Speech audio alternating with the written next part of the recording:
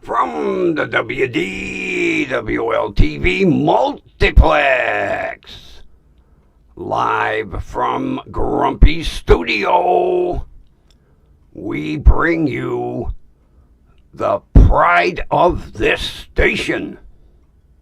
Yes, the grumpy old man, me, and the grumpy vulture. Would you like to take a bow? Take a bow.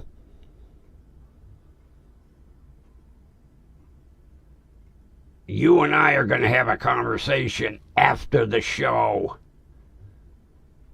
Yeah, go back in your corner.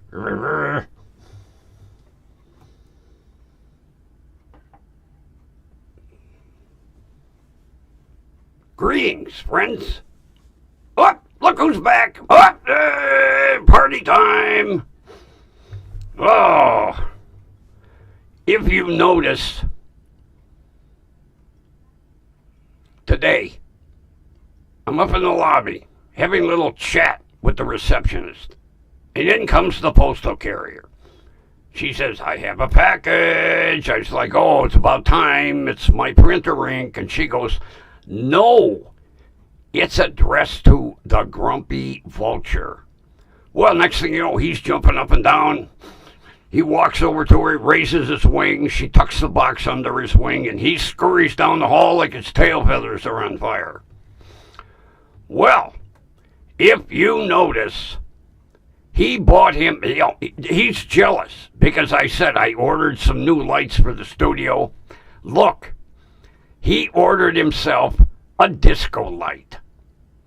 Yeah. And he bought it with station funds on top of it. Him and I are going to have some words afterwards.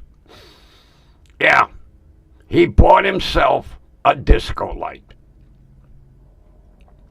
Needless to say, him and I are going to have a little chat later on. He's not authorized to be spending station funds. But if you notice, he bought a tiny one to fit his size. Yeah. So, now I have to put up with him with a disco light. That's all right. Wait until he sees mine. Ha ha ha ha. Mine will put his to shame. Ha ha ha ha ha. Idiot. Yeah. I couldn't believe it when the postal carrier said, it's not for you. I said, what do you mean it's not for me? I'm waiting for printer ink. And it's this long, thin box. I'm like, oh, that's not printer ink. And she goes, well, it's addressed to the grumpy vulture. There he is. Got the wing out.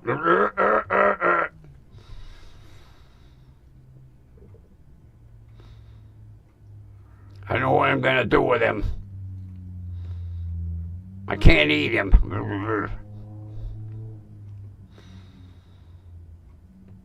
Looks like it's just you and me. No Jenny. Although Jenny wasn't here last night either. That cold must be kicking her ass, evidently. Kathy was here. Our friend from down under was here. Mears made an appearance. He couldn't stay, but I told him I appreciated the appearance. I can't remember if Peace Dynamo was here or not. I don't think so. It was a small crowd last night. Almost like what I'm used to.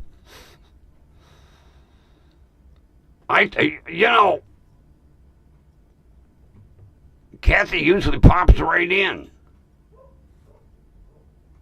Look who's here. Speaking of the land down under. All right. Mears is here. Yeah, Mears, if you want to take a peek back by the Vulture, the asshole used some station funds and bought himself a disco light. Him and I are going to have some words after the show, yeah. He's jealous because I ordered some lights for the studio. So he had to have one. Of course, if you notice, he ordered it his size. A disco light.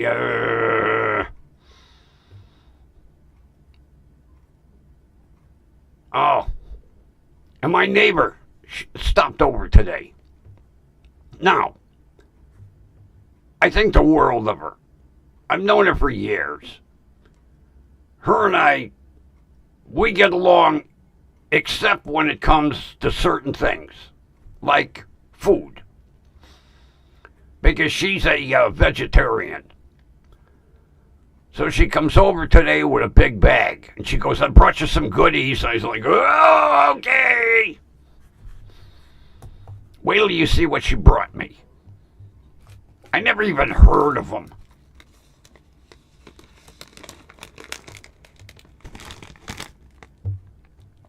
Garden veggie straws.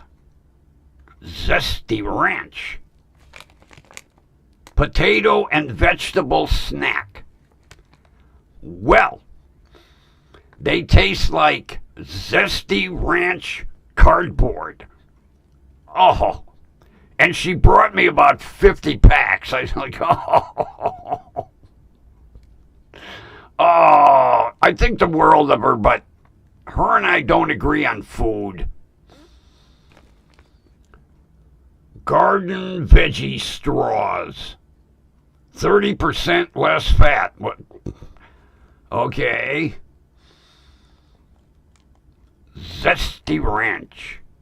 Oh, she loves them. She bought it. She must have 144 in that box. She just reached in, grabbed a bunch, threw them in a bag, and went, here, you can have some snackies. I'd rather eat the outer packaging. It probably tastes better.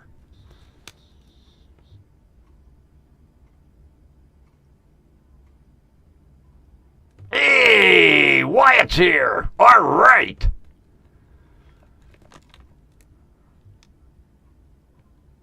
The Wyatt Daily Roundup is here. You think they're very tasty? Oh, they taste like zesty ranch cardboard to me. I will eat them because I don't believe in wasting food. Maybe if I get some chip dip. I'm going to try them with some chip dip. Because eating them plain, I'd rather eat the package. And I've got a bag full. There must be 50 bags of these. Like I say, God love her. I mean, her and I we don't see eye to eye on food. I mentioned porterhouse steak, and her eyes roll back in her head like, meat.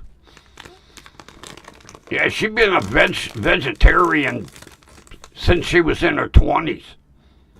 And she's in her late 50s. Maybe early 60s. You never ask a woman her age. But, yeah, her and I appreciate the gift. And then today, I decided to do an experimental load of laundry.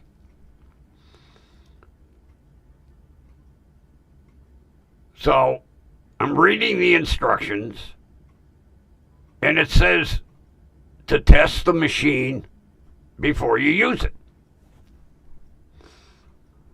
So it says, push the power button, and then put both fingers on the water temperature and water fill buttons.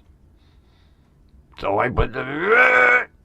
Now, it's supposed to go through some 3-minute test. It ain't doing nothing. I'm waiting, and I'm waiting, and I'm waiting. So finally I shut it off. So I bring the laundry down. I load the machine. And I hit power. And next thing, every light on the panel goes on. And it says, there's one little light on the right side that says control lock.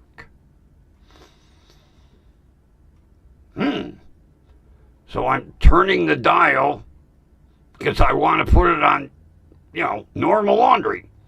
And nothing's happening. So out comes the destruction manual. And I have to download an app. Oh, Jesus Christ. And it says, once you download the app,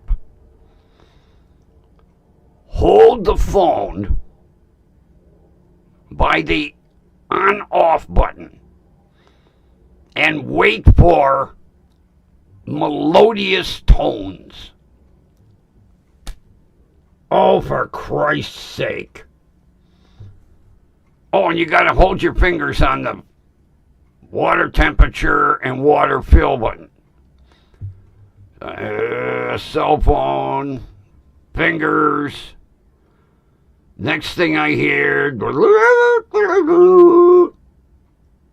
all the lights go out. I was like, oh no, I fucked up the machine now. I push power, and one light comes on the dial. Normal laundry. So I go over to the water temperature, warm, and I press normal fill. And I push start. And about 1.5 gallons of water goes in the machine. And the agitator starts. And I'm like, holy shit, you're going to churn up my clothes. There ain't enough water in there. So I stop. I'm reading the book and it don't tell me nothing. So I call my neighbor who just bought a new washer. Now she's got a different version. Some weird name, Aspire or something. But it's supposed to be made by Whirlpool. So I says, hey, I got trouble with my machine already. She says, well, what's that? I says, well, I put normal and and I says, there's about 1.5 gallons of water. She goes, stop. She said, turn the machine off. I turn it off. Turn it back on. Set it for heavy duty. Okay, heavy duty. Press start. Here comes water.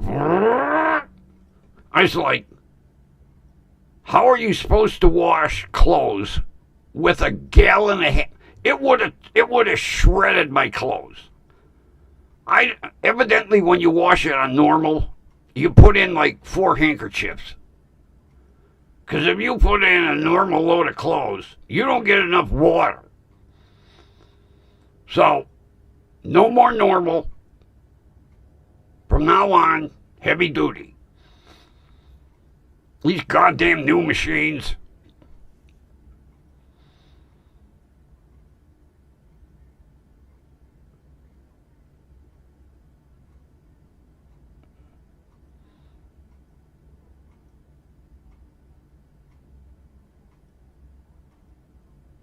Okay, buddy.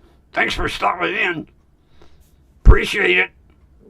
I always love when people at least make an appearance. At least they're thinking of me. And the rest of the friends in the chat. Be safe. Can't afford to lose any members. Because you guys, you drive on the wrong side of the road over there.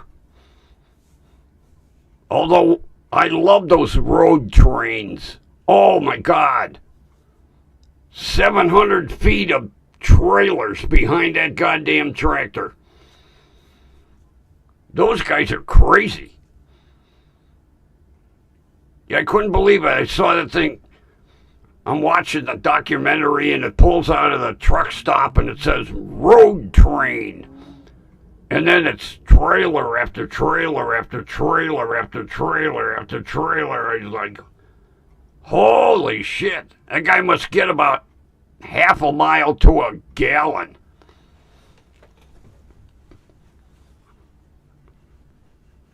Must cost him about $5,000 in fuel to make a delivery. Holy shit. But boy, once they get them things rolling, wow. And then they showed him driving through the outback, like in the middle of nowhere. And then one of them got stuck in the mud. And I'll tell you what, you talk about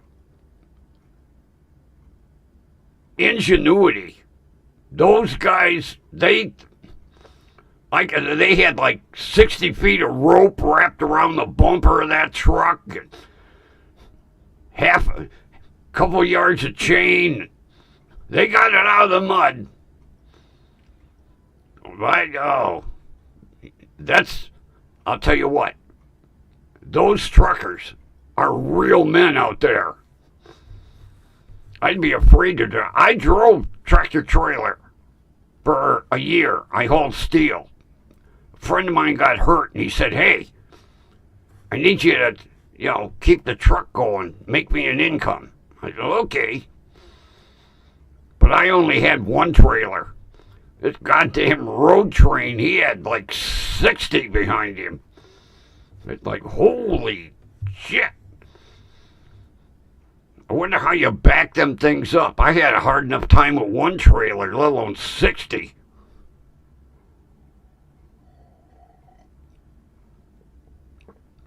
Oh, they're unreal. Although, we used to have cab overs here in the United States for years, like you guys got over there. You guys don't even run the conventional trucks. Everything over there is all cab overs, sleepers, And then leave it to the government. Oh, they're not safe in a collision. We already knew that. So they stopped making them. Well, after like 30 years now, they're thinking of bringing them back. Well, you shouldn't have got rid of them in the first place. I think cab overs are neat. And you guys over there in England, well, you got some, those, what the hell is it? Man? M-A-N? That's a sharp-looking truck. And, Mercedes, and what the hell's the other one? Scania. Those are, man, I wish we had them over here. Not saying, our trucks aren't neat looking, but you guys got classy stuff over there. Almost like your cars. I mentioned this the other day when I had my MG midget, which was like the size of a rolling casket. Everybody was like, small cars will never take, they'll never become popular over here. Yeah. You ought to see some of the roller skates we got here now. I think they're smaller than what my MG midget was. God, I miss that car. I love that car. Of course, it took a little getting used to get into it because it was like sliding into a race car. You had to ease your legs all the way down into the pedal box. And your feet were out by the front wheels.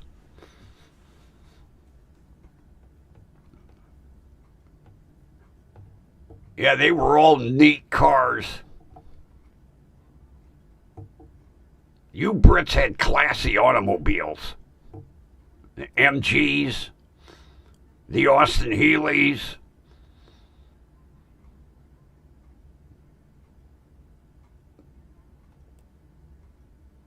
Trying to think what else that we imported over here. We imported the MGs, we imported the Austin Healys, the Bug-Eye Sprites, the Triumphs.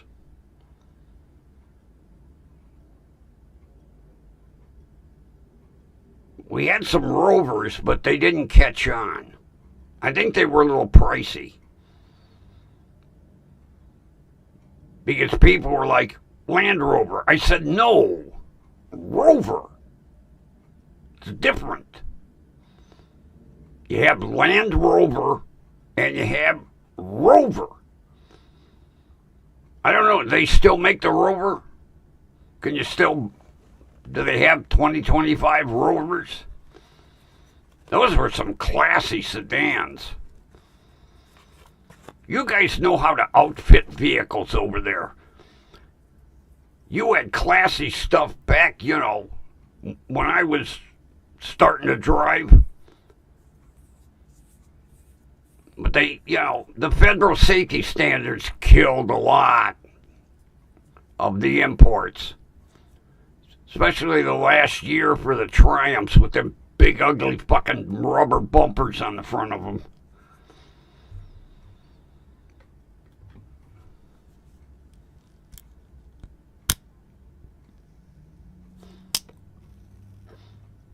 I watched a bunch of videos today, but I watched one that took place down in St. John County, Florida. And there was this private pilot. He was up 3,000 feet, and he radioed in that he lost engine power. And he was looking for the closest airport. So they give him coordinates to this airport. And when he hit about 1,500 feet, he got the engine kind of working. But he said, I can't maintain altitude. At that point in time, the St. John County Sheriff's Department had their helicopter up. And they asked him where he was. And he gave them the coordinates, and they said, all right, we can be over in your area in about 3 minutes. So they were at 3,000 feet, and this guy was coasting. Well, they took that searchlight. They call it the night sun. And the airport that they guided him to wasn't manned at night. Well, they lit the runway up for him. And he come in and he made a safe landing. And I was like, you know, talk about being in the right place at the right time. Because that helicopter went up to 3,000 feet above him, and they lit that runway up. And then they showed on their FLIR him coming in, touching down, and then he got to the end of the runway and turned around, and right about that time in come the police and the fire department, and he, you know, he was thankful. And I thought it was cool. It was worth mentioning, you know. That was really nice of those guys in that chopper to light up that runway so he could come in and make a safe landing, because otherwise he'd have crashed. And then I watched a video that disgusted the shit out of me. This 17-year-old kid has two really nasty accidents, and they were both due to speed. So, he has a third accident. He T-bones a minivan at 112 miles an hour. And he kills the mother and 3 kids. And I don't know, because I didn't have time to really look into it, if he had a trial by judge or jury. Now, he was facing 4 vehicular manslaughter charges, and they acquitted him. I'm like, you gotta be fucking kidding me. 3 major accidents in a year, he kills 4 people, and they acquit him? I gotta look into that one.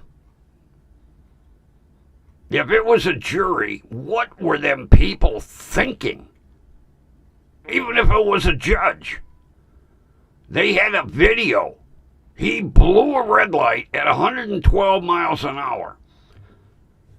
And he hit that minivan so hard that the left side was compressed against the right side. And it looked like an explosion hit it.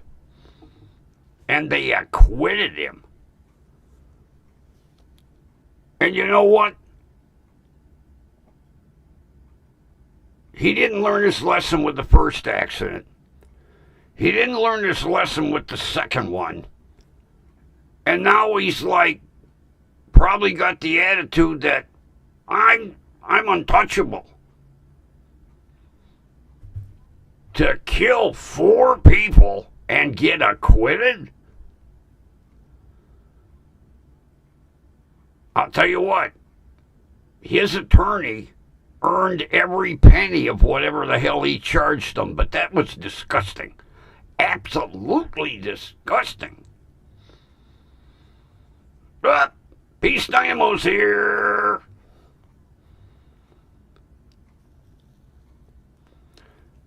Hey, Peace. Take a look at the Vulture.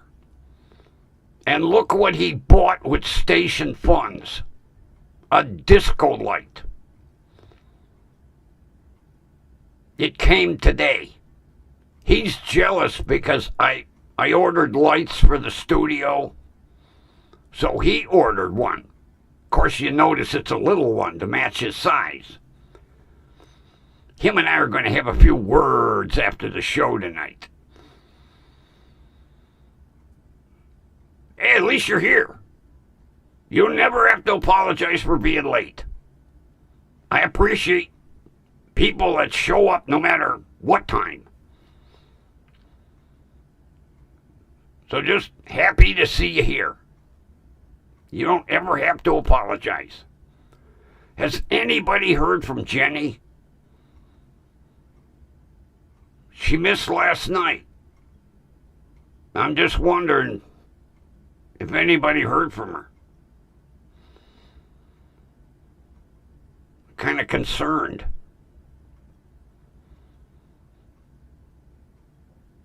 Yeah, Mears had to leave. He popped in. As long as you make an appearance, at least you're thinking of me. So if you're late, you never have to apologize. And if you got to duck out early, that's okay too. Long as we take roll call, check your name off. No, we're not Kaiser. I wonder if he's doing roll call in jail.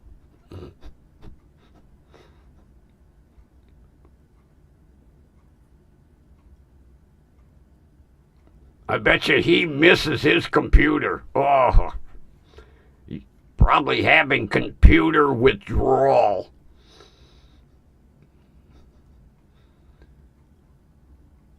I checked today. They finally shipped my KVM switch. It's supposed to be here Thursday or Friday, so I can get my computer set up.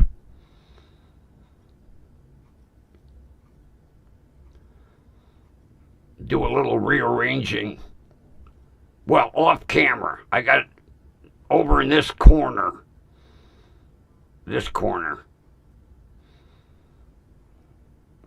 That's where all the equipment is. Computer, printer. Well, 2 computers, the printer, soon to be 3 computers, the monitor for watching the eaglets. Oh, them boys are getting big. Oh, man. They were spending a lot of time hopping up and down, flapping them wings. I'm figuring any day now they're... And then the ungrateful bastards. Mom comes back with a fish. She drops it in the nest. And they looked at it. Well, they're big enough to eat on their own. So they walked around it, they looked at it, and then Mom said, evidently, screw you, and Mom ate the fish. So now they're probably hungry and begging Mommy to bring them another fish. I'll tell you what, those eagles, I'd like to pay one to do some fishing for me. Man, they come back with some monsters. That fish she dropped in the nest, well, not the one in the afternoon. In the morning, she come back with a big one.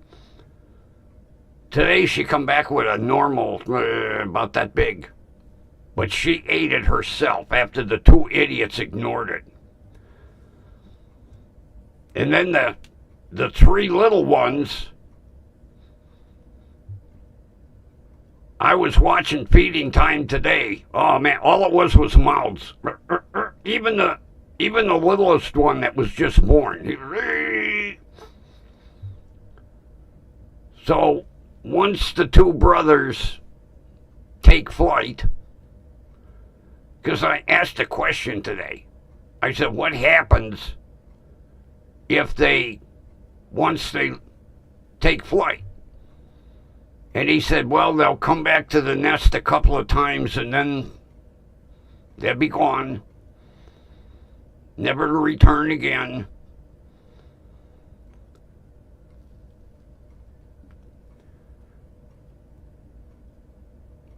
Now, Fabi is the little guys.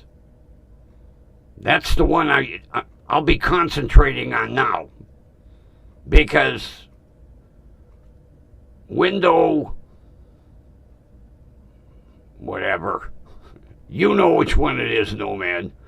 Window, there he goes. He put that, yeah.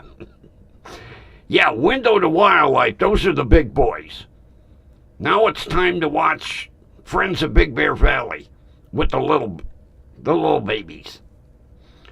Because the one down in Georgia, those guys are getting pretty big too, so I'm just going to watch the ones out at Big Bear now, because I like watching the little guys. I did pretty good this year. I caught the hatching in Florida, and then I caught the hatching in Georgia, and then I caught the hatching in Big Bear.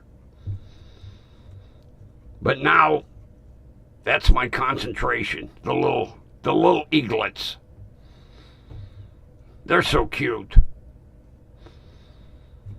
I bet your mommy would if I went up to try to pet one. Hard to believe them nests are 140 feet up in that tree. Holy. That goes to show you how big the trees are.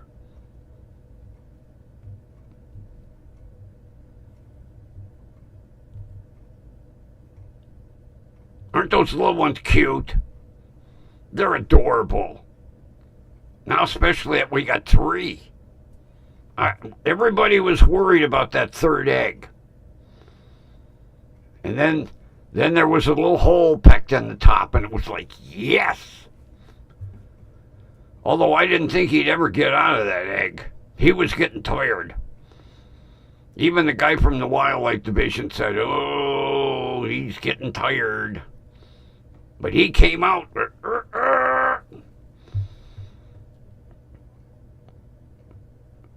Oh, you guys missed my gift from my neighbor. Peace Dynamo and Kathy. She come over with a bag full.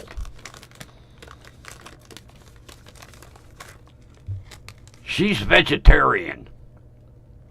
She brought me these garden veggie straws in Zesty Ranch. They taste like cardboard flavored Zesty Ranch. I'm going to try them with some chip dip. Although I'll tell you what, I'd rather eat the package that they came in. Yeah, she come over today. I brought you some goodies. She goes, I know you like to munch on your chips and that. I brought you some healthy snacks. That's what a vegetarian eats. These. Grumpy is a carnivore. Now, if they were meat flavored, maybe they'd taste a little better, but I never even heard of them. I was like, made by Sensible Portions. Who makes these? Let me look.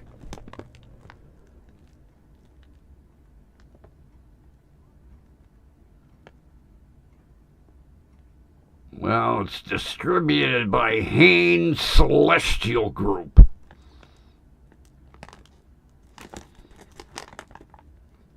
I don't think Lay's would put their name on a product like this. Yeah, it must be its own outfit. Hanes Celestial. Never heard of them. Never heard of Hanes, never heard of these. Uh-oh, danger. Contains milk. Oh man, you ought to see all the shit in these things. Potato starch, potato flour, canola oil, and or sunflower oil, or safflower oil.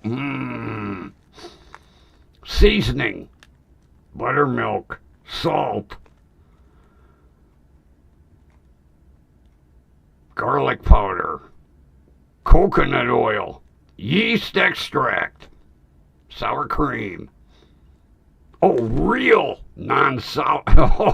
real non-fat milk cultures. Where'd we leave off? Onion powder. And some natural flavor.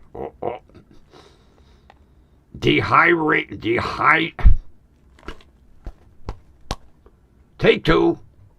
Dehydrated green bell pepper, whole milk powder, sodium caseinate, whey, milk fat, cornstarch, calcium chloride, cane sugar, salt, potassium chloride, spinach powder, tomato paste, beetroot powder, yummy, and turmeric extract. Everything except edible ingredients. I won't waste them. I'll be eating all 50 packages, but believe me, it's not going to be a nighttime snack. I'm going to have to go get me some dill-flavored potato chips. Have these maybe once a week.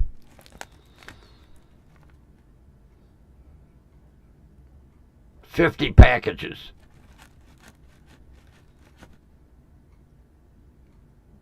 Her heart was in the right place. But she knows I'm not a vegetabilitarian. Maybe she brought some over to me so that she wouldn't have that many to eat herself. She bought a gross of them.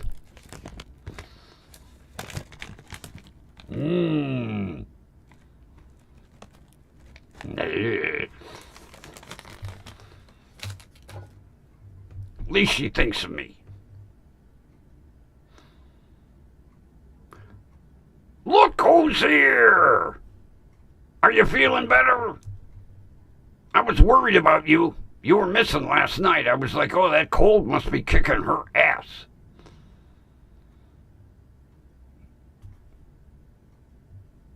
The gang's all here now.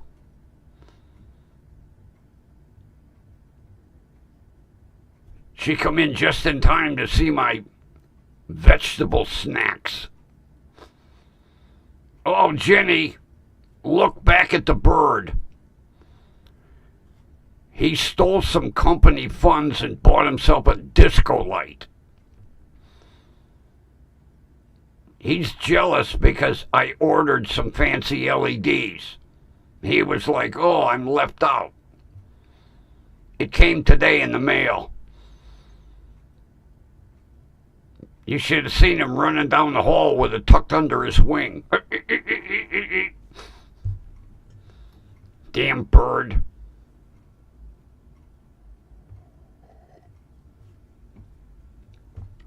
At least he ordered a small one in his size.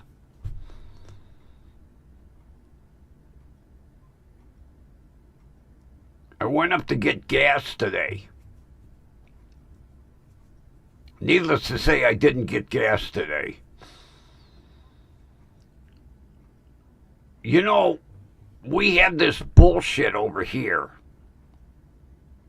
Now, I don't know if it's everywhere. I know around here, if you use a credit card, they tack on a fee.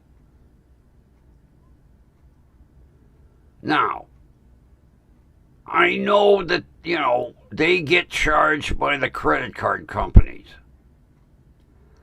I don't think it's right that if you come in with a credit card, they should be allowed to charge you 30 cents extra per gallon. Per gallon. I saw that price on the pump and I waved to the girl. Nope, shut it off. I ain't paying that price. 30 cents extra per gallon surcharge for using a credit card.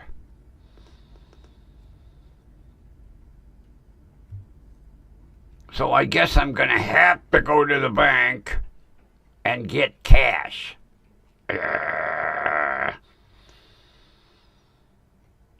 Now, I don't, I wouldn't mind a nickel or a dime. 30 cents is robbery without a gun. Per gallon on top of it. And the city lets them get away with it.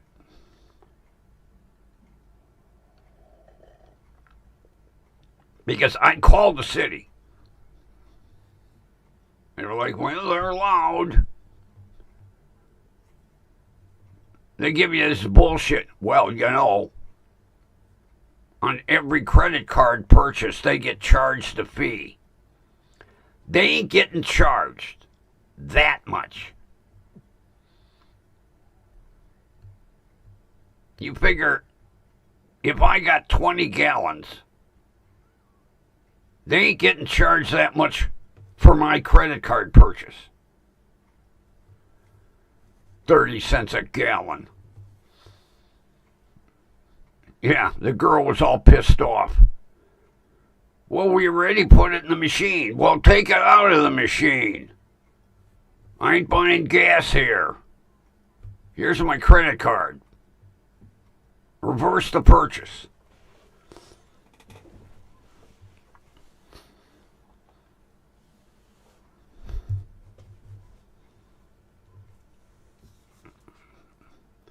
They change daily. Sometime it changes 2 or 3 times during the day. Let me go to my Gas Buddy app. It's the only app that I really like. Gas Buddy.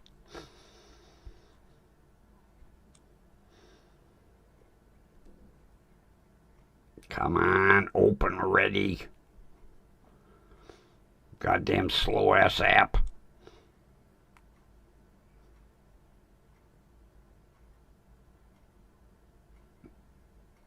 All right. The gas station I was at, cash, $2.99 a gallon. So say $3. If I use a credit card, it's $3.30 a gallon, which is bullshit. Although you guys across the pond, you guys pay per liter. That's robbery without a gun. What is it, roughly 5 liters to a gallon or something like that? So if your fuel is like $2 a liter,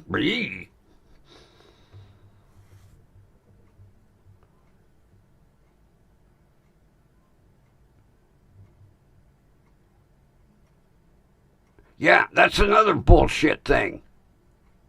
That's why I don't pay at the pump. I go inside. You know, the girl tells me, well, you know, you could at the pump. No. It's bad enough you're sticking at my ass with the 30 cents a gallon, let alone me pay at the pump. And I did that once. One time. And boy, did I raise hell. Because they freeze that money. You can't touch that until it clears. I was like, you got your fucking nerve. So no more. I don't care how nasty the fucking weather is. I walk inside. And I do my purchase in there. Yeah, I'll never forget that she told me, well, you know, for your convenience, you could use your credit card right there at the pump. No, thank you.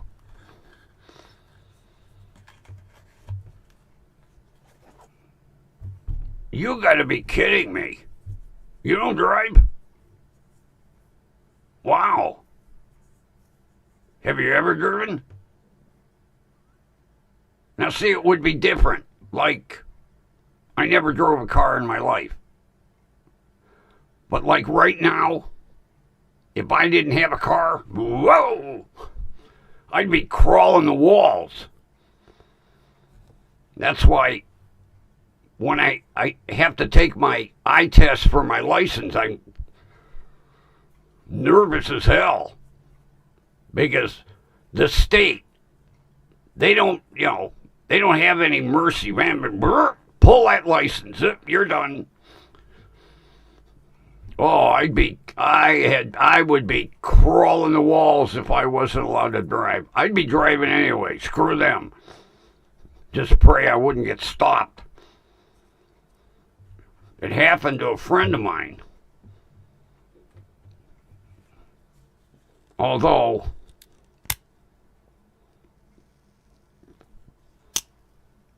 he really shouldn't have been driving. And his doctor did it behind his back. Sent a letter to the Bureau of Motor Vehicles.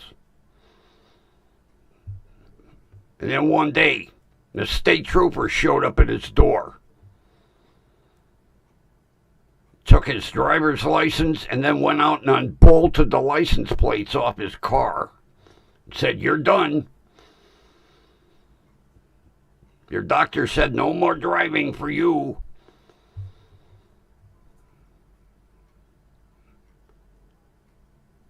You ever see a 75-year-old guy cry? Oh my God. Because he lived by himself. And his kids are out of state. How the hell you grocery shop? How the hell you get to doctor's appointments? Oh, that would have been one doctor that wouldn't want to see me. I'd have gone in and strangled the bastard. Figure, hey, you took my license away. Might as well put me in jail. Stick your neck out.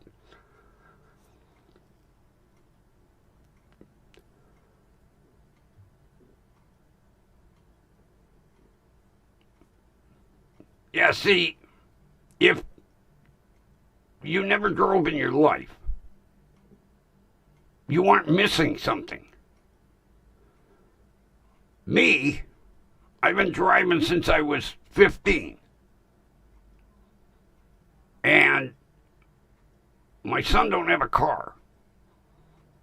And he can't drive stick. So if I didn't have a license, I'd go bonkers. Well, my neighbor she would gladly take me wherever I needed to go.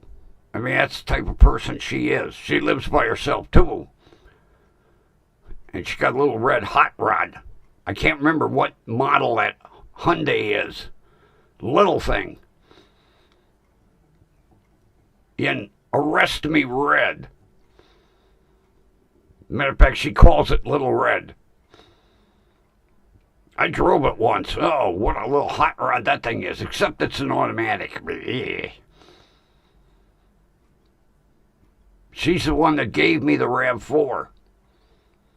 We both get very depressed when we look at it sitting, not running.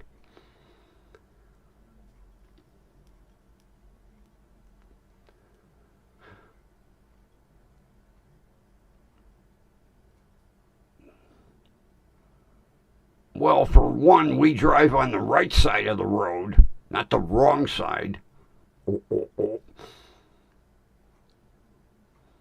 I remember, this is years back, a girlfriend of mine, her aunt and uncle came over. I can't remember where they lived in England. Cheshire? Does that sound right? Cheshire? I think it was Cheshire. And over here, you can drive on your passport. And she told her uncle, she said, just remember one thing in America. If you hear a siren, immediately pull to the right. Because that's our road law. You pull to the right. Well, he was cruising up to the store. He heard a siren and ducked to the right and hit a parked car. And she goes, what the hell happened? She said, well, you told me I heard a siren. Pull to the right. He wasn't paying attention. But yeah, you can drive on your passport over here.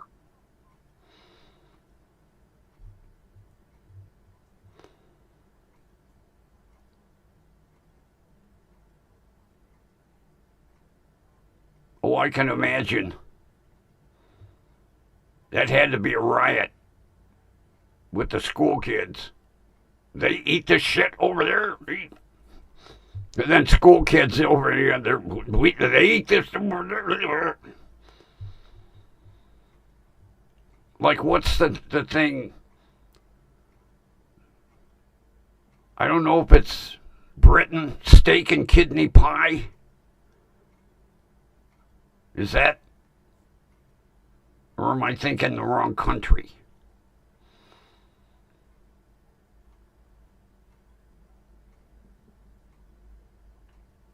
Now that don't sound too appetizing to me.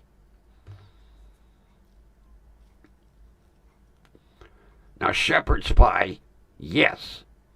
Steak and kidney pie, no.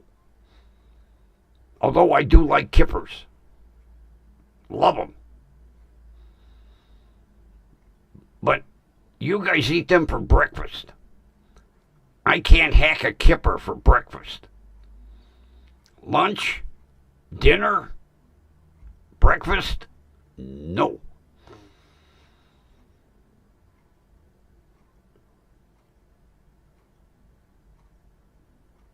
And you guys are big on beans over there. You eat beans for breakfast. No. I couldn't do pork and beans for breakfast. You guys eat kippers for breakfast and pork and beans for breakfast. I've seen that many times. I'm like, pork and beans for breakfast.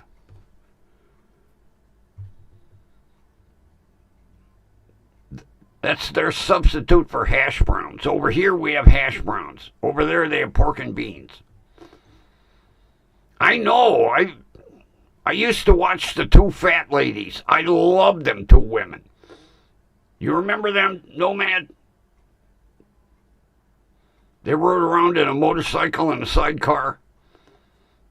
I loved them.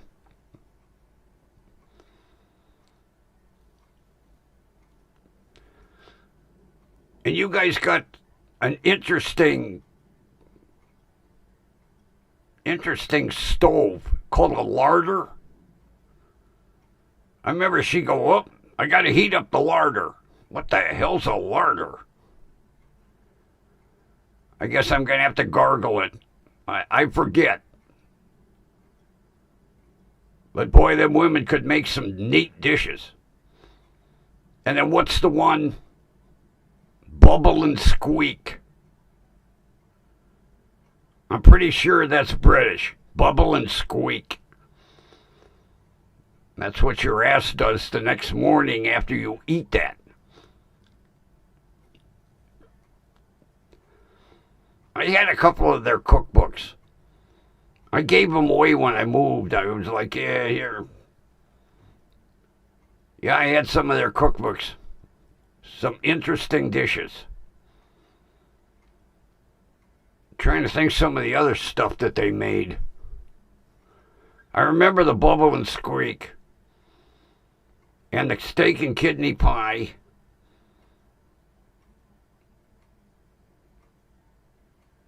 And of course, beans, they make the obligatory bean dishes. Trying to think some of the other interesting things that they cooked that we wouldn't touch over here. She made a monkfish once.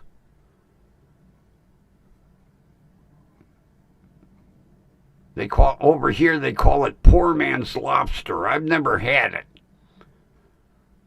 And then when I saw what a whole monkfish looked like, oh gee, ugliest looking bastard I ever saw. No wonder at the dock they just whacked the tail end off.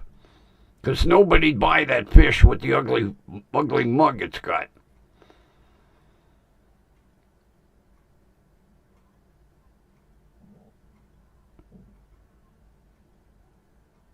Yeah, I know. Now, we make something similar. As a matter of fact, I make it every now and then. It's fried cabbage and noodles. You fry up cabbage until it's all wilted, and then you boil up some noodles, and then you mix them all together. Now that I like. Fried cabbage and noodles, I love it. Which probably, if I added some potatoes to it, I'd have bubble and squeak.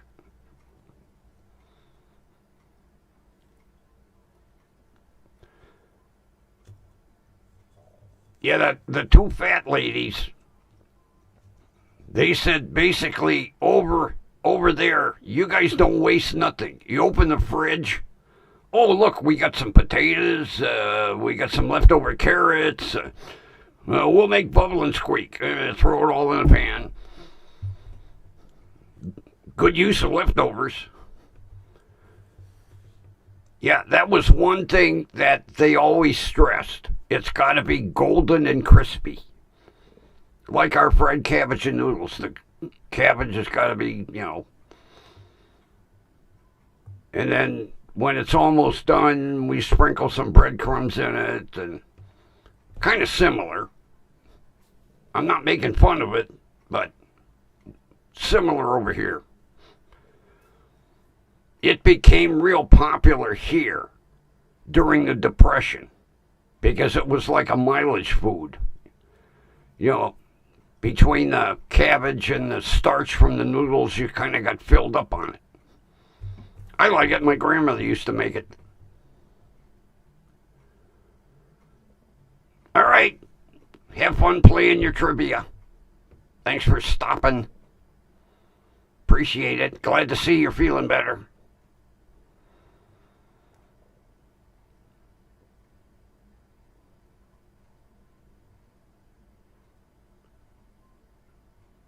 Trying to think of some of the other interesting things my grandmother used to make.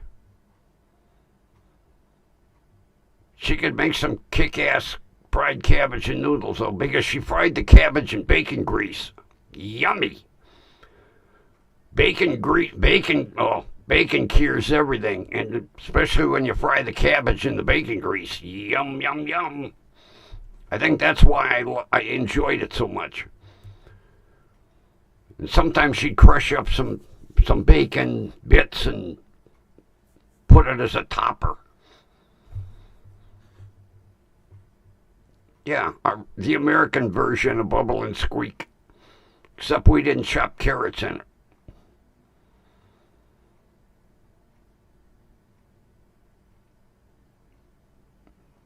Yeah, well, cleans you out. Makes your proctologist happy. That's why basically for New Year's dinner, our tradition was you always ate pork and kraut. So the kraut would clean you out for the beginning of the year.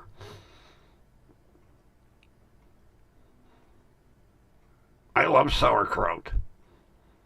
I eat it a couple times a month. Except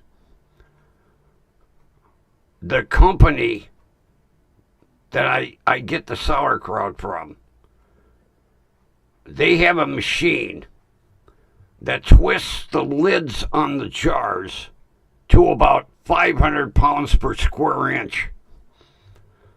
And I showed them once before. I have a giant pair of channel locks. That's the only way I can get the lid off the fucking jar. Big channel locks. Why they put that lid on so tight, I'll never know. I bought other sauerkraut in jars, and you just... Not this company. The machine, I'm surprised the machine don't break the jar. Twist it on so fucking tight. First time I bought a jar of it, it was authentic German sauerkraut. I'm banging on the lid, running it under hot water, doing everything. Finally, I got that big giant pair of channel locks, and yeah.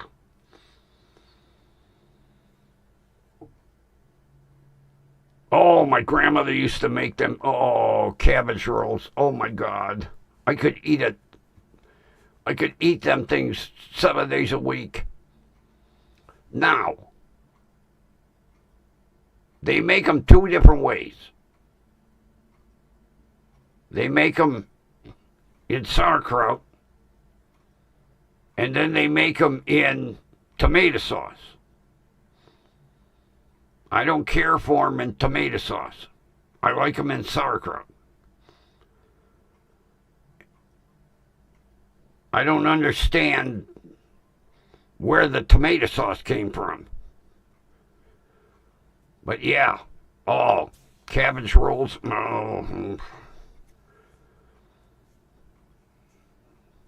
Every now and then I get some Stofers, but they're definitely not grandma's.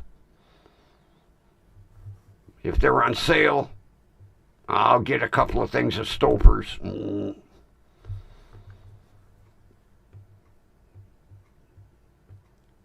God, my grandmother could cook. Oh my God. Although, any women from back in, that came over from the old country. Oh, they knew how to cook. Which ones do you prefer? Which ones do you lean towards? I lean towards the sauerkraut. But if you get Stouffer's, they're in tomato sauce.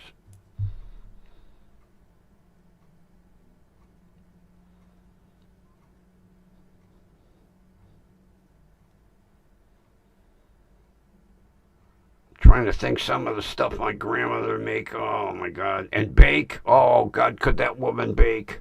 Oh jeez. I miss Christmas time. She made them klatschkis. I think I'm pronouncing it right. I call them bow ties. She said, they're not bow ties. They're klatschkis. Okay.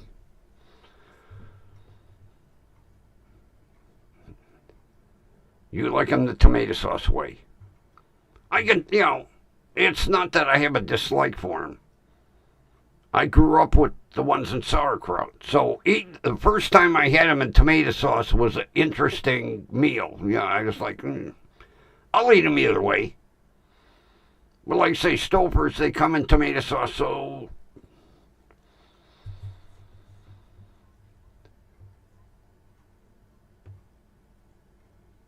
and my grandmother, she used to make interesting meatloaf. In the middle of her meatloaf, she'd put hard-boiled eggs. And I tell people that, and they look at me like I'm talking a foreign language. Now, I don't know if it was a Slovenian thing or what, but she would put hard-boiled eggs in the middle of the meatloaf. And people have never heard of that. I miss it. If I make a meatloaf, I always forget to put a hard-boiled egg in the middle. Because I got some of them little cake pans. I'll make me a personal size meatloaf. I make a bunch of them, That way I have them for a couple of days during the. Yeah, see, my grandfather was Hungarian, and my grandmother was Slovenian. So I had like the best of both worlds because although they cook similar, but she would make Hungarian dishes my grandfather grew up on, and so I had the best of both worlds. Although anything Grandma cooked, I would eat.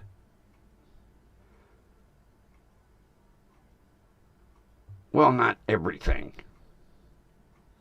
I can't remember. There was one strange dish she made that I was like, no thank you.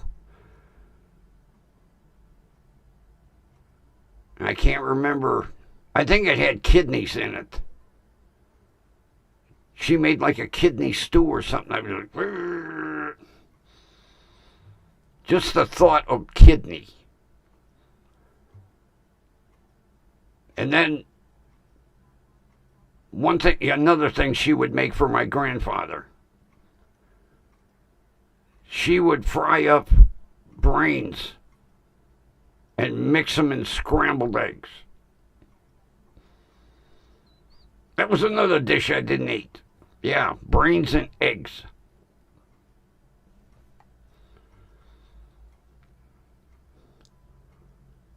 I was like, don't. I could put away 50 pounds of baklava. Oh, God, do I love that.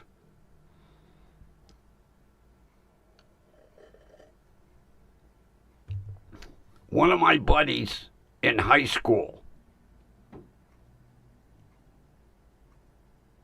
his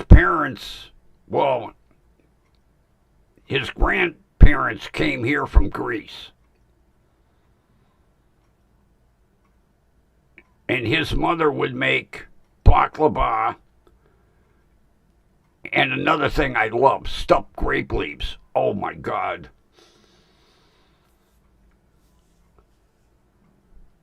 See, I'm not partial. I'll eat anything. But stuff, and their backyard was full of grapevines. So she would just go out and pick leaves that were big enough, and I always loved it when she'd invite me in after school. Would you like a little after school snack? Yes. And then she'd go, would you like a little baklava to take home? Oh yeah. She'd wrap me up a square. Oh, she'd make a big 9x12 pan. I could polish that whole pan off. I haven't had it in ages because it's so fucking expensive. There's a little Greek restaurant not too far from me. And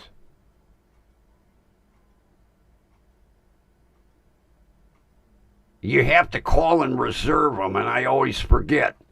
Spinach pies. Oh my God.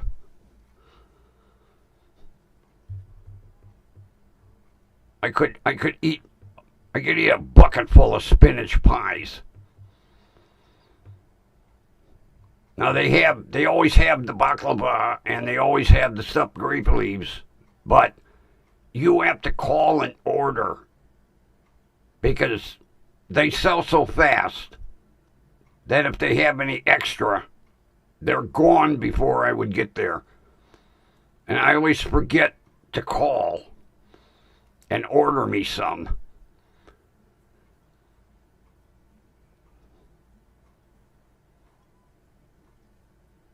Yeah. Baklava, it's definitely habit forming.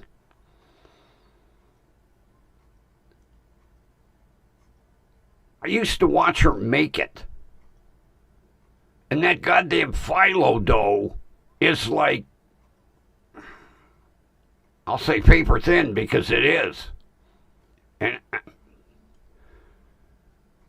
yeah, she would get the phyllo dough from the little Greek store, and then she'd start making it. And there's an art. That's an art to making baklava, especially with that phyllo dough, because you got to keep it moist. Because if it starts to dry out, it gets crispy, and then it's. Yeah, I used to watch her make it. And I'd be sitting there and my tongue would be hanging out to about, middle of my chest. She'd always go, I'll send some home with you, don't worry. Okay. Boy, she cut me a nice square, too. I mean, it was none of them little, here you go. It was real tempting not to eat it on the way home. But if you try eating that in your hand will, if you touch your forehead, your hand will stick to it. But, oh, God, yeah. It's oh, sure, tease me now. Go ahead, tease me. You're so far away. Tease me. Don't tell me when you made it you're sitting here during a stream eating any. Yeah, you couldn't be like around the corner. By the time I would get some, it'd be all gone. Yeah, that's an art. That's a real art to making it. Especially after watching her with that, because she'd take it and then quickly put the damp cloth over it, Take another one and put the down. Yeah. I could see why it's so expensive to buy at the Greek store, because that's an art to making it. Almost like a German torte cake. God, how they cut them layers so goddamn thin. Well, they cut them with a wire. My German neighbor, we had a melting pot in the neighborhood. Growing up, I had a German neighbor, and then my buddy up the street, Greek, and down the other end of the street, Polish for pierogies. I had the best neighbor. I grew up in the best neighborhood on earth. I really did. Because, like I say, it was an ethnic melting pot. And, of course, most of the homes, Grandma lived, well, Grandma and Grandpa, but mainly Grandmas, because the Grandmas were doing the cooking. The beet soup. Oh, God, I miss beet soup. Oh.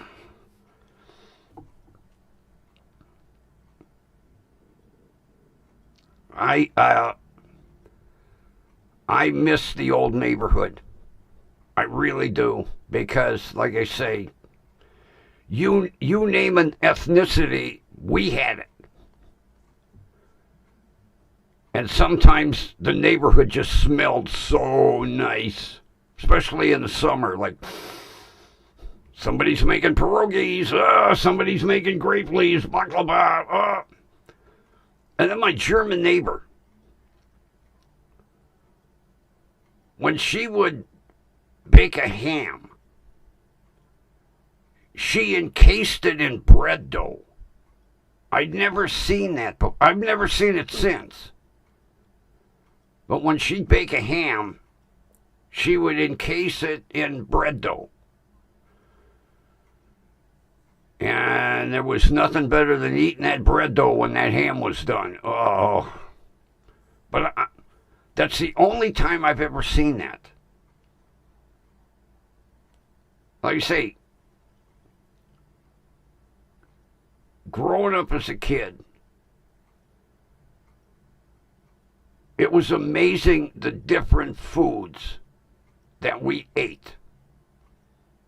Because if you wanted pierogies, you went to this end of the street. If you wanted grape leaves, you went over there.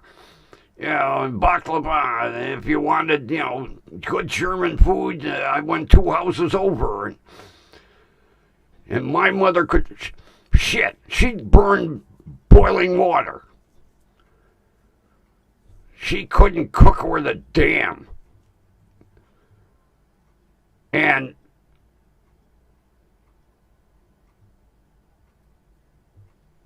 her mother was German and her father was Irish. And then, I had Hungarian and Slovenian. But my mother, when it come time to learn how to cook, I don't know where she was.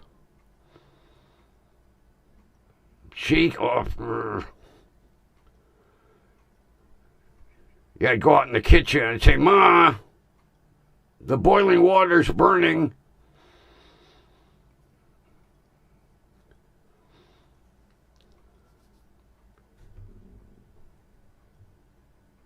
The oven timer was the smoke alarm. When the smoke alarm went off, whatever she had in the oven was done. And I'm not kidding. And she always wondered why I never wanted to eat dinner at home. God, when I had the smorgasbord in the neighborhood,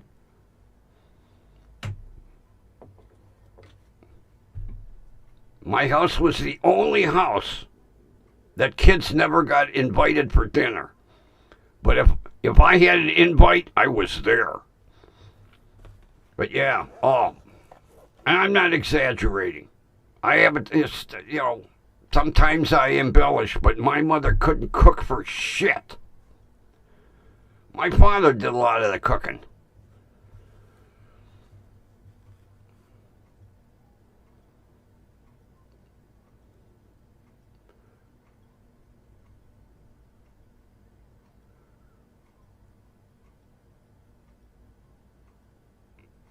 Oh, the same thing here.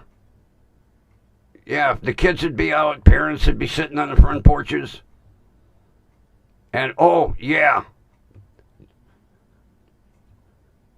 Did you get stood over with a rolling pin?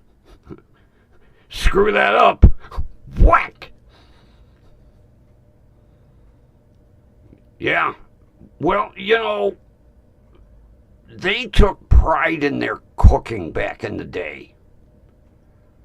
And, when they wanted to hand that tradition down, they wanted to make sure it was done right.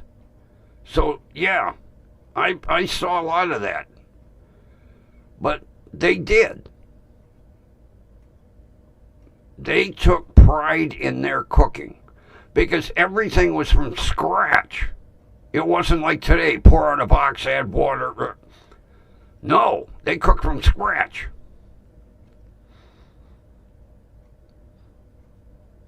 Like, I'll make a quiche. Quiche? Yes, real men do eat quiche. I buy a frozen pie dough. My grandmother would beat the fuck out of me if I came home with a frozen pie dough. I don't have time to make pie dough like lard. She made her pie dough with lard too.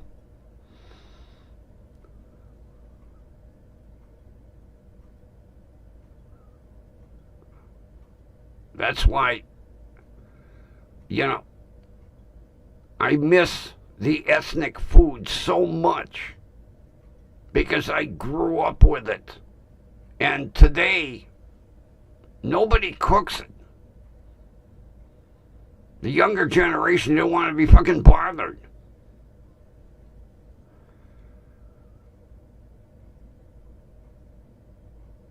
You got 6 sisters?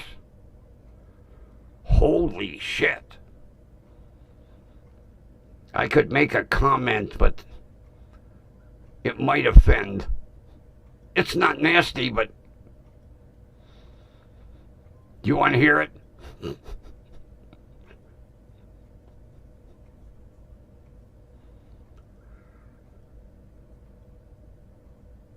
I'm waiting.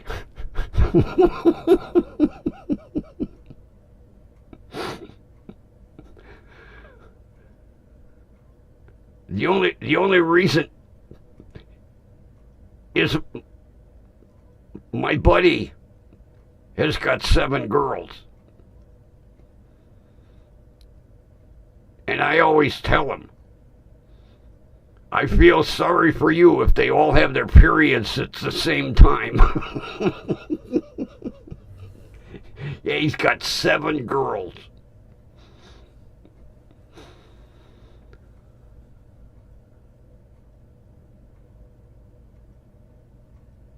I don't know how he survives in that house. I really don't.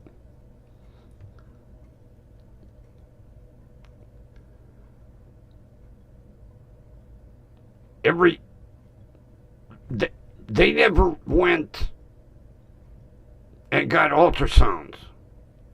Well, he never went, and he was always hoping for a boy. And he told his wife, I want to find out in the delivery room. And after girl number 6, he was like, oh, Jesus. And then girl number 7, he was like, oh, God, I'm done. I told him, I says, adopt. I says, go to a foster, get yourself you want a son so bad. Nope, 7 girls.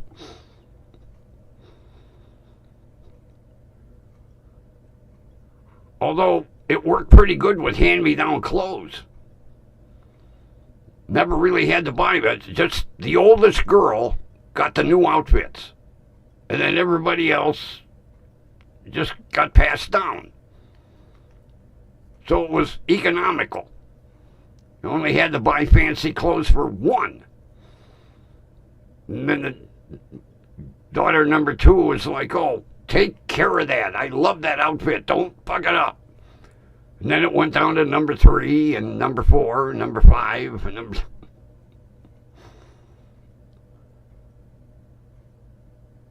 All those girls, and you...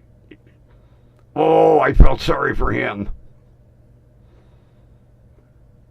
Especially wearing the hand-me-downs. I know I'm an asshole. What's the age span from oldest to youngest?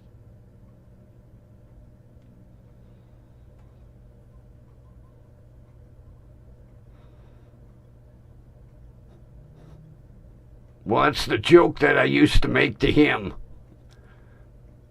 Where to buy stock, yeah.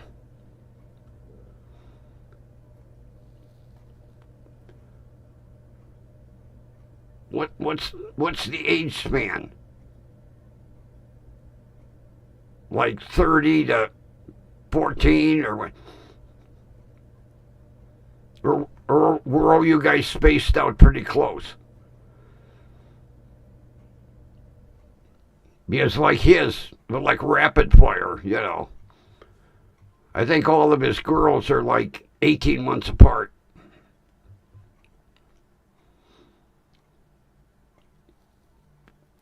But yeah, after number 7, I told him, give up. It ain't happening. If you ain't got a boy by now, forget it. Although I gotta say, all 7 are nice looking girls. They're all gonna be a catch. Although, like I told them, I said, buy them all ladders. And he kind of looked at me. He said, what? I said, well, yeah, it's cheaper for them to elope than for you to pay for 7 fucking weddings.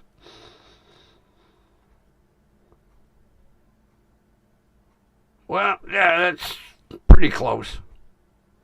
Yeah, that's not a bad age span. Now, see,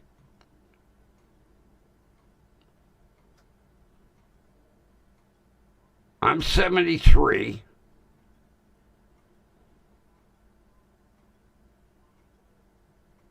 How old's my sister going to be this year?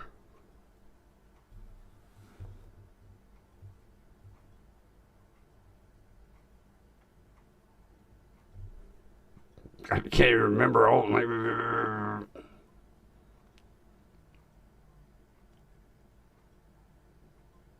I'm 73. My sister is 68. And my youngest sister just turned 50.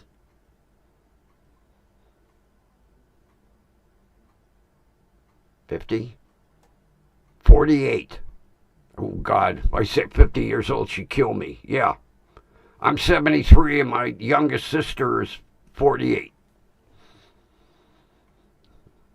A little surprise there. Like, whoops.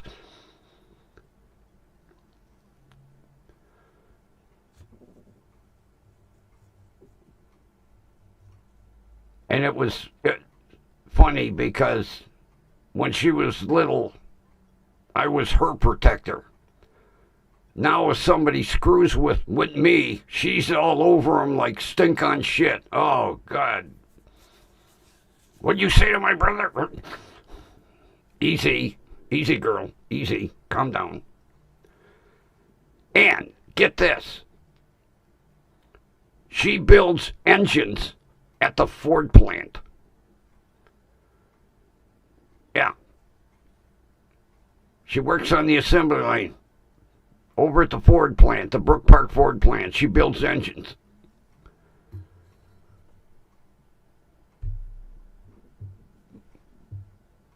My other sister, she was a secretary.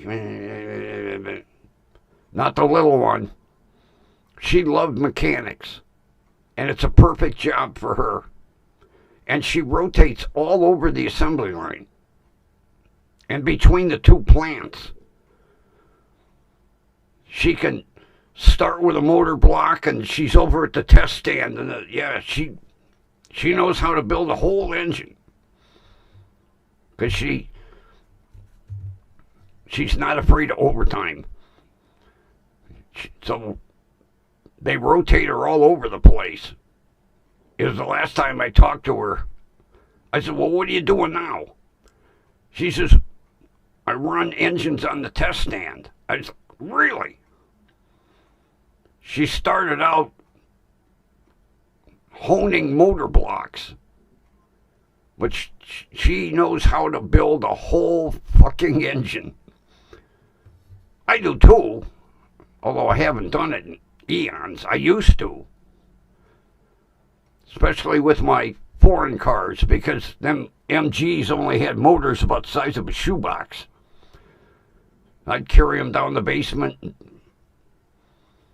Yeah.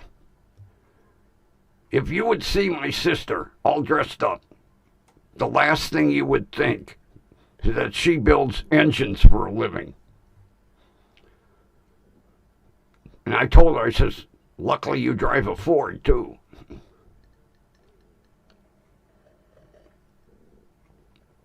They get a nice discount. I can't remember what. She's got a Ford Edge.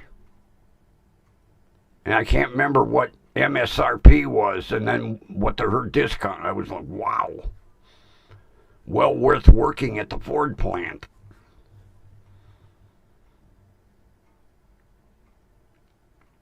But yeah, it'd be the last thing you'd think she gets dressed up to go out with her friends. The look on guys' faces, and they say, well, gee, what do you do for a living? I build engines at the Ford plant. And they're like, really? Yeah. But she was, even as a little kid, I remember she'd piss my father off. She'd be taking shit apart and forget how to put it back together. I remember the one time, what the hell did she take apart? His alarm clock. And she couldn't get it back together. It was in pieces. He was looking at it like, where's my alarm clock? Then he went downstairs. It was scattered all over the workbench. He's like, but yeah, she was always like that. The hell with that prissy little girl shit. She'd come home with more grease on it. My mother'd be scrubbing the shit out of her. But she found a job that was perfect for her.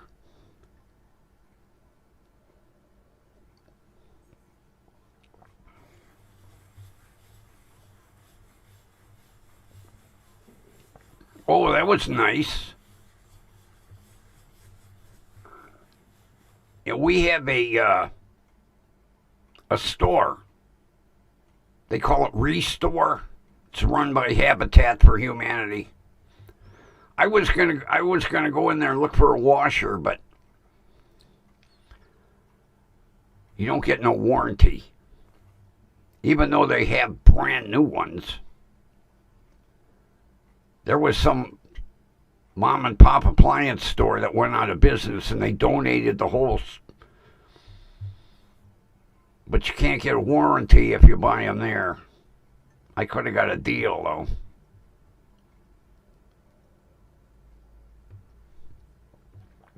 I almost didn't do laundry today. Goddamn machine has got some kind of override on it. I locked the whole thing up.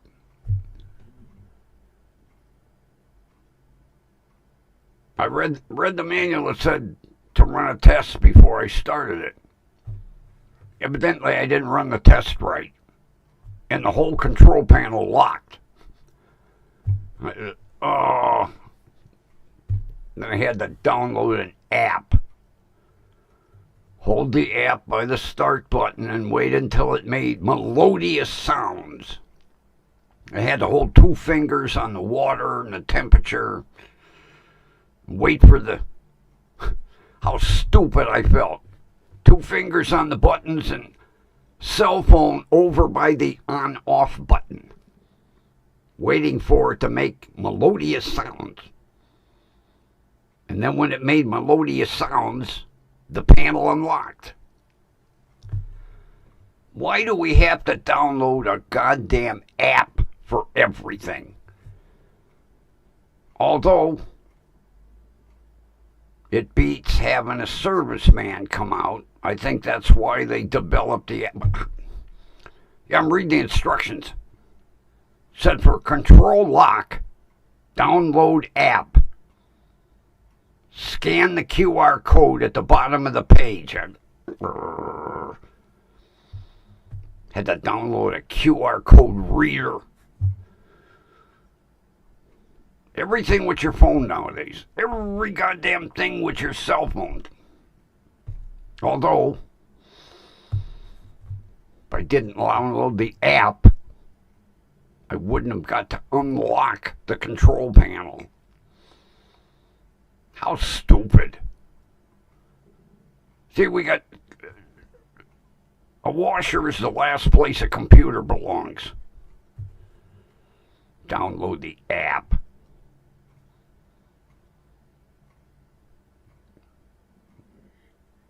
Yeah, I'm reading, yeah. In order to unlock control panel, scan the QR code at the bottom of this page. I'm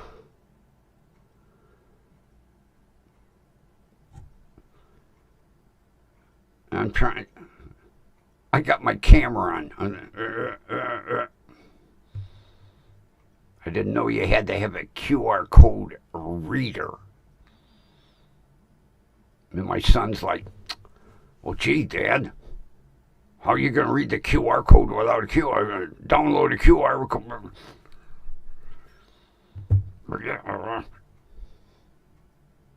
More goddamn shit. So I downloaded the QR code reader and then scanned the QR code so I could get the app.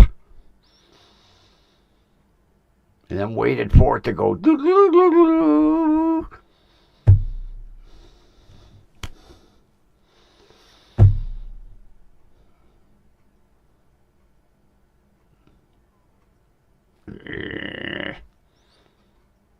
But I fixed it. I did laundry. Laundry's in the dryer right now. I kind of like it though. You pull out the little drawer, pour in the detergent, pour in the fabric softener, close the little drawer, and then you lower the lid, and when the machine starts, the lid locks. I was leaning on it, all of a sudden it went snap. What the hell did I do? Then I looked up at the control panel and said, lid lock. I guess I must have missed that in the instructions. I'm used to looking in the machine going, oh, it needs a little more soap. You know, not nowadays. Once that machine starts, locked.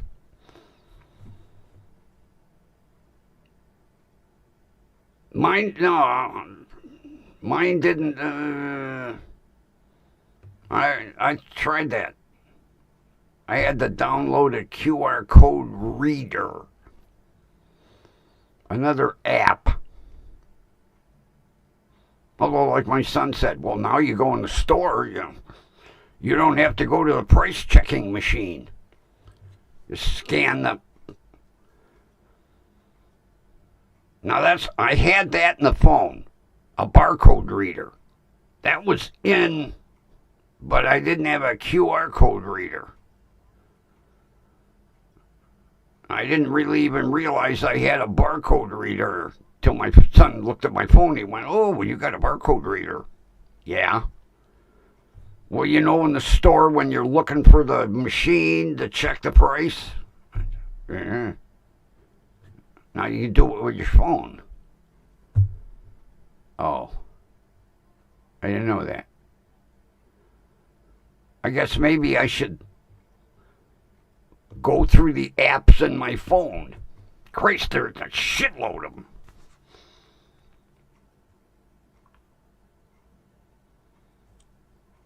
Oh, goddamn apps in the phone. I don't even know what they all do. All this shit and no QR code reader.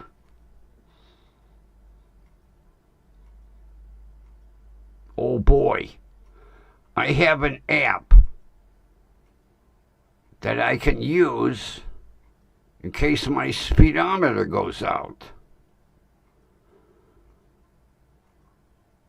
I never noticed that. A speedometer app. Oh boy. Why do I need 2 weather apps? I have 2 weather apps. I never even looked at all the frickin' apps.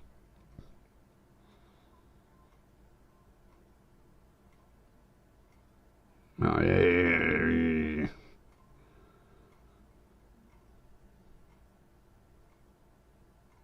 Oh, I have an FM radio app. Oh boy. I never looked at all these frickin' apps.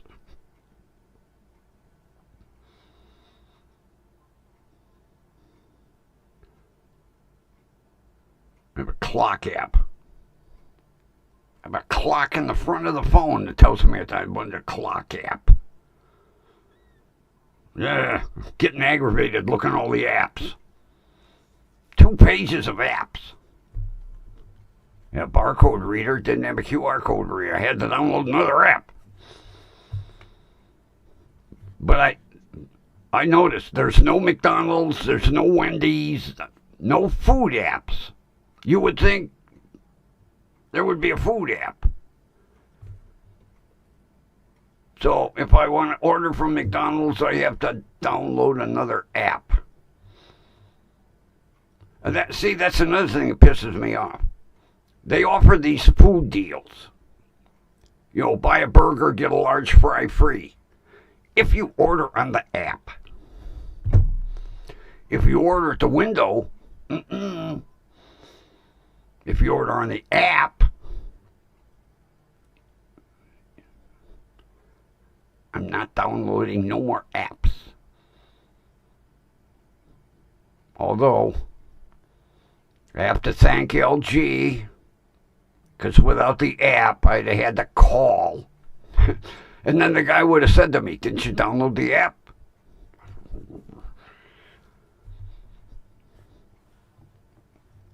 That's like years ago. The phone company. Guy'd come in with a big tool belt, have that little phone hanging off. You know. Now they come in with an iPad. Like when my internet had problems. Do they come in with a tool belt? No. Come in with an iPad. All fixed, sir.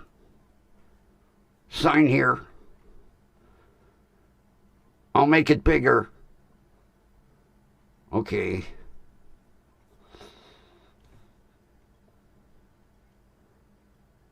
Yeah, the box was little where I had to sign.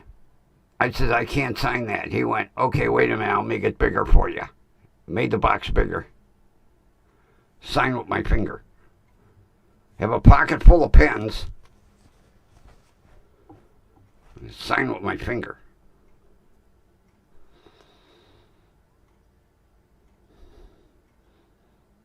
This technology nowadays.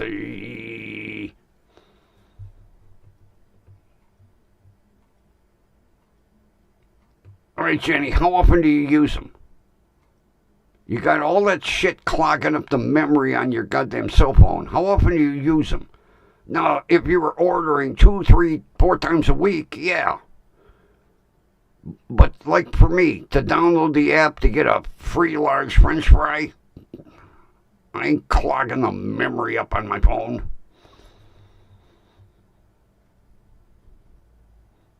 What? I have Google.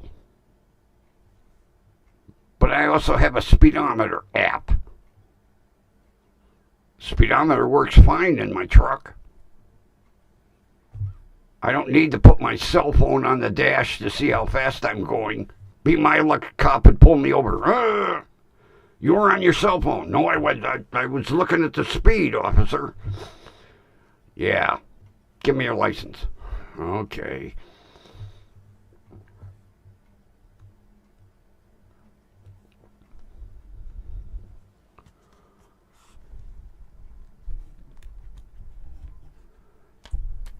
I have a stylus built into my phone.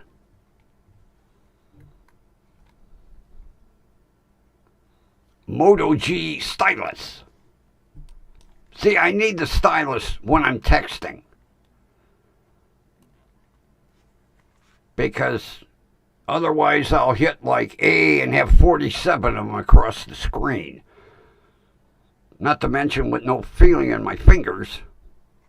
So I get the stylus phone. 2024 edition. I love my Motorola's. I got 2 of them.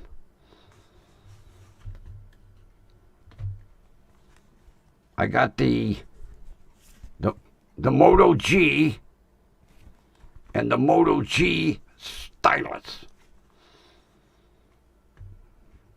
2 phone numbers. Like a drug dealer.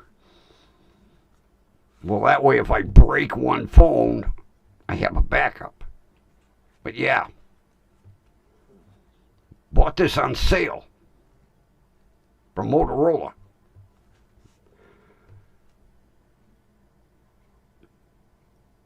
You know, all the phone manufacturers are like Apple.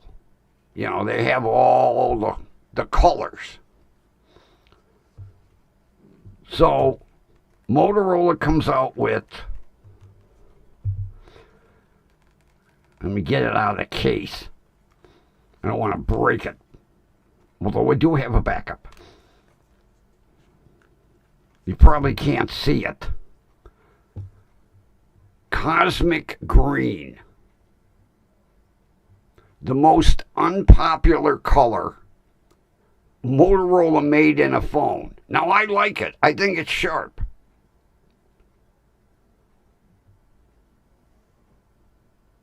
They had a boatload of these.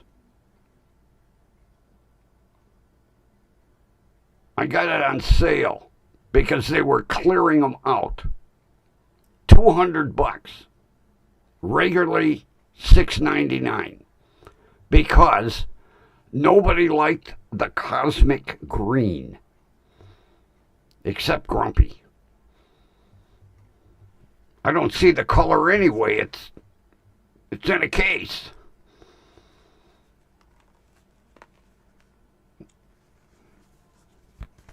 I have this neat case to protect it. So I don't see the color. But I love my Motorola phones. I've had Motorola phones for years. And it goes back to the days when I had my ambulance company. I started an ambulance company back in the 70s. I had a couple of good contracts with hospitals. And I bought 4 Cadillac ambulances. Oh, God, I wish I had them today. Cadillac ambulances. Well, I needed two-way radios.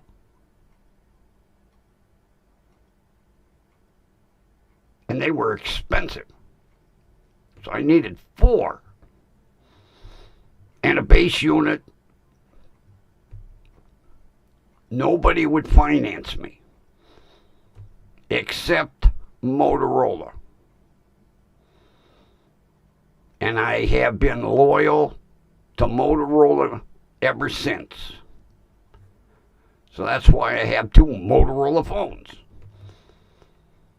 But yeah, they were the only ones back in the day that would finance poor Grumpy who, well, my credit wasn't as far in the Mariana Trench as it is today, but so I've owned Motorola phones. Matter of fact, my Motorola brick started out with the first cell phone, the Motorola brick. And I've had Motorola's ever since. But see, I buy them direct from Motorola. I don't go through no cell phone company. I get them from Motorola, they're unlocked, and I pick my carrier. Consumer Cellular. $25 a line. Unlimited talk, unlimited text, and I can't remember how much data. I don't use data.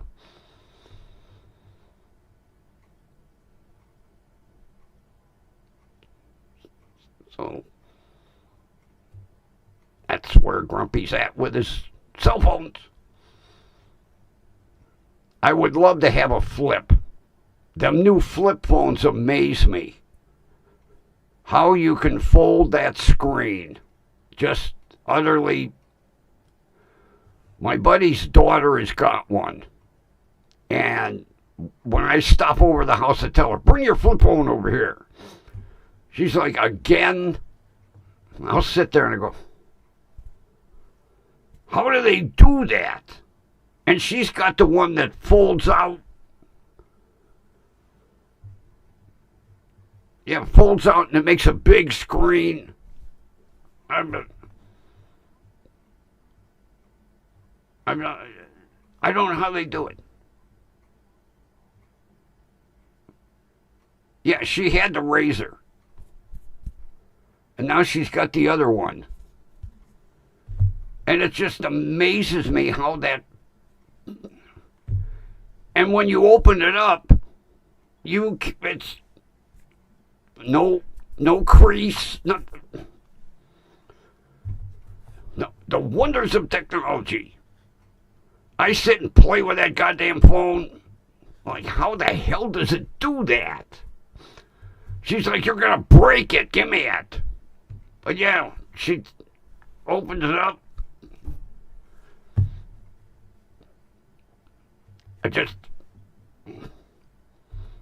But they're expensive. Holy shit. I think that goddamn phone was almost $1,000. I won't pay that for a cell phone. Even though I like to play with it. Not me. No. Too expensive. Oh, I had the, what the hell was that one? The little one. StarTAC. Fit in your pocket with a little dinky thing. I think it was called a StarTAC. I had one of the first Motorola flip phones. Came out after the brick. So but nothing like the Razors. Those foldable screens amaze the shit out of me. I just fascinated by it. And you would think there'd be a crease. You know, you fold it open, there'd be... No! How do they do that?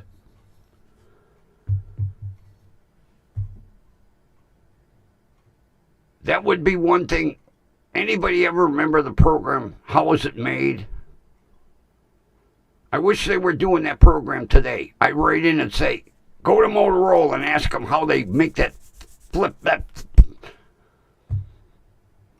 What's the secret behind that goddamn screen? I used to love that program. How Was It Made?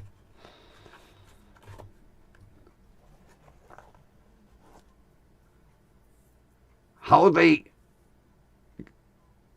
got the clearances from so many different companies to come in and film amazed me.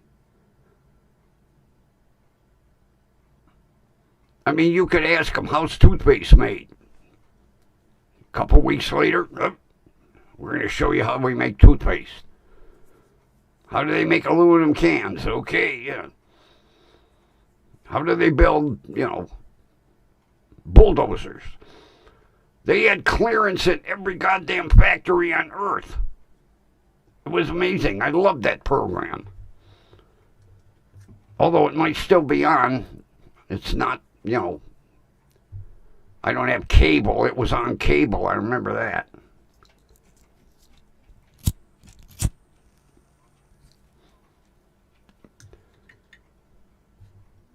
Well, I think it's time to make dinner and have my veggie snacks. I'm going to get some chip dip. I am going to go up to Circle K tomorrow. I'm going to get me some Lawson's chip dip. And that will probably definitely make those veggie straws taste better. Everything tastes better with Lawson's chip dip anyway.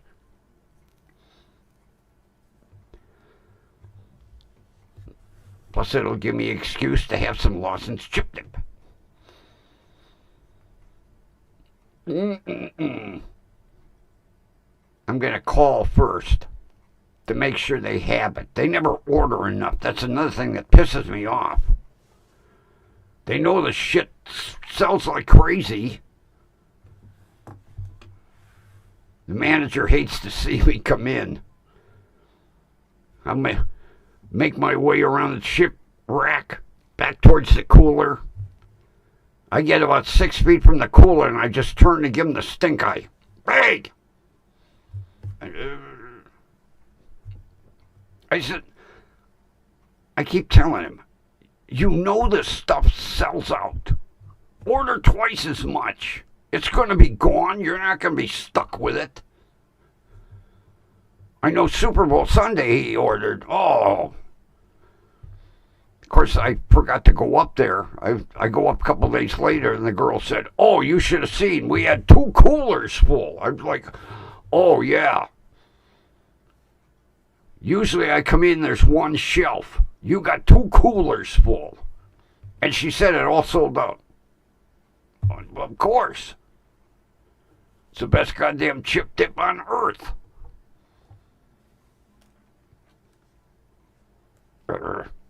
Yeah. I'm going to make a note.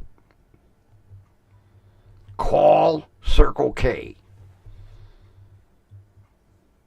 Ask the girl, you got Lawson's chip dip? You got the big one? Save me 2. I'll be right up. Because the big one is big. Trying to think how big that is. It up? Gotta be more than a pint. It's a big one. It's Jagundus. If they have 2, I'll get 2. Because believe me, that's the only chip dip that container is spotless. I take my finger and clean it out, wiping out a chip. It's the only container that looks washed when I get done with it. Because there isn't 1 speck of chip dip left in it.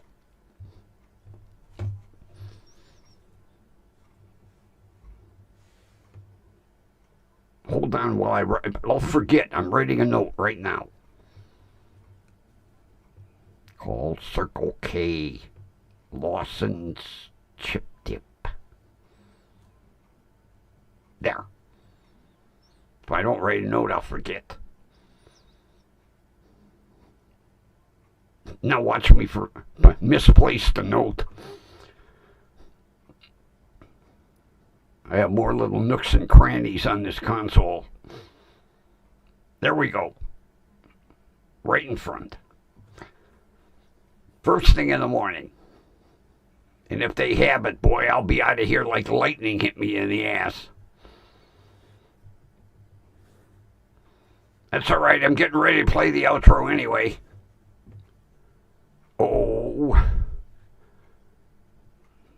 Oh, sure, Jenny. Baked potato with bacon and cheese. Sour cream, too. Butter. Little chives. I could make a meal out of just a baked potato.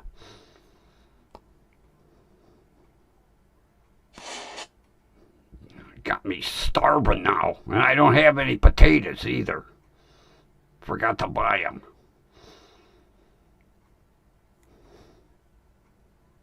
I'll put that on the list before I buy potatoes tomorrow along with Lawson's Chip Dip. That way I could have chip dip for the yummy veggie snacks and make some baked potato. It's that time, people. The sad time of the day when we sign off. But we will meet again tomorrow night. Right here, WDWL TV, Grumpy Studio, 7 p.m. Thanks for joining me. Have a good rest of your evening, afternoon, daytime, wherever you're at. And we will meet again tomorrow night. Yippers. See ya.